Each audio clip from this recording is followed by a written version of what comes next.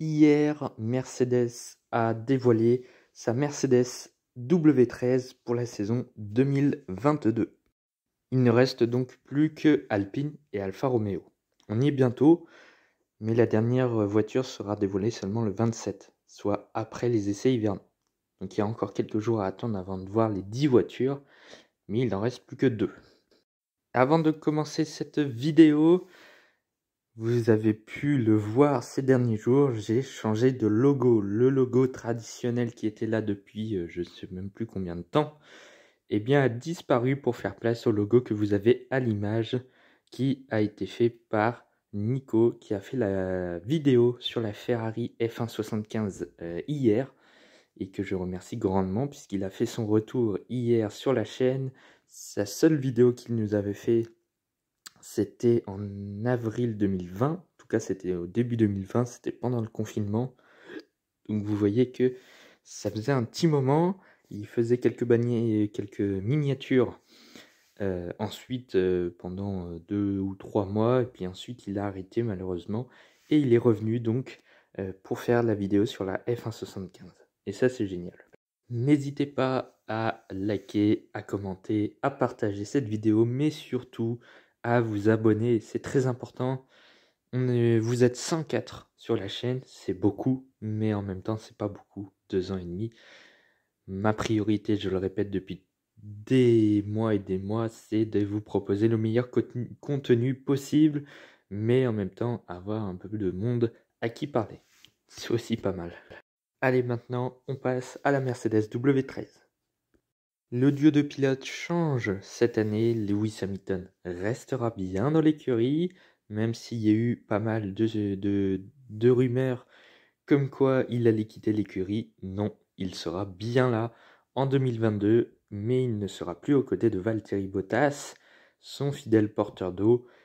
Ce sera un tout autre coéquipier, peut-être de la trempe de Nico Rosberg, qui lui se battait énormément avec Lewis Hamilton entre 2014 et 2016. Mais en plus jeune, puisque ce sera George Russell, 3 ans chez Williams, un podium en Formule 1 et un meilleur tour. Ouais, on s'en fout un petit peu du meilleur tour, mais c'est quand même bien. Et voici donc la voiture de Lewis Hamilton et de George Russell. En l'occurrence, celle-ci, ce sera celle de George Russell. Il y a le numéro 63 à l'arrière. Une voiture qui revient aux couleurs d'antan, le gris historique de Mercedes qui remplace le noir de ces 2 dernières années. La Mercedes était noire en 2020 et 2021 du choix de Lewis Hamilton. Eh bien, Mercedes a fait le choix de revenir à la livrée grise, et on peut reparler donc de flèches d'argent désormais. Maintenant, est-ce que Mercedes sera aux avant-postes?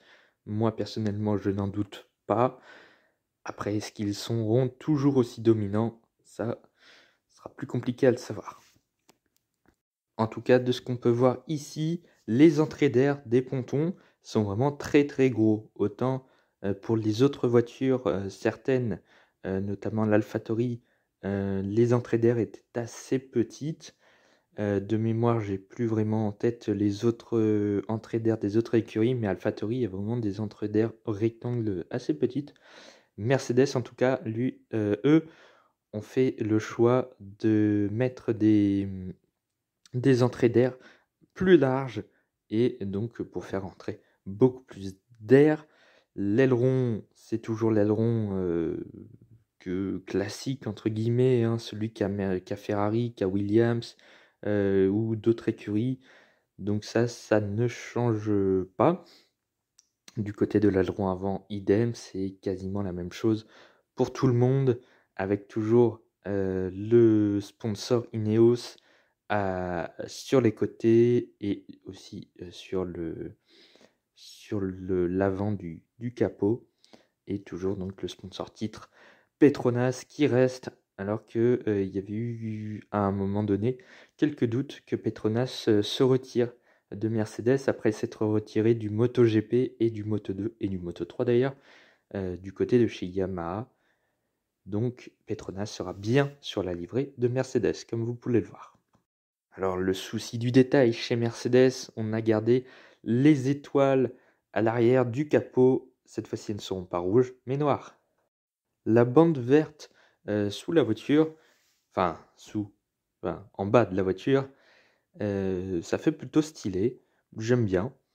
Le retour au gris aussi, c'est pas mal. Personnellement, j'aimais bien aussi en noir, mais en gris, ça fait quand même quelque chose. S'il fallait que je mette une note, ce que je n'ai pas fait sur les dernières voitures, faudrait peut-être que je le fasse, ce serait pas mal. Je ferai un petit récapitulatif au moment de donner la dernière note à l'Alfa Romeo. Je ferai un point sur toutes les autres notes que j'ai données aux écuries, certaines que j'ai données publiquement, ce que j'ai fait sur les vidéos précédentes. Certaines, je n'ai pas mis de note parce que j'ai oublié. Et oui, ça arrive. Et donc pour cette note, je lui mettrai un 16/20. Elle est plutôt pas mal la voiture. À présent, on passe aux avis des membres de la ALP Academy. Tout d'abord, on nous dit vraiment content du retour de la couleur argentée et son aileron est étonnant aussi, je trouve, vachement moins en cuillère que les autres.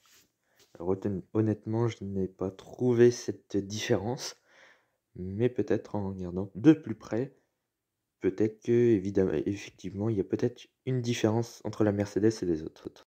Après, cela restait ni plus ni moins que la maquette de la FIA.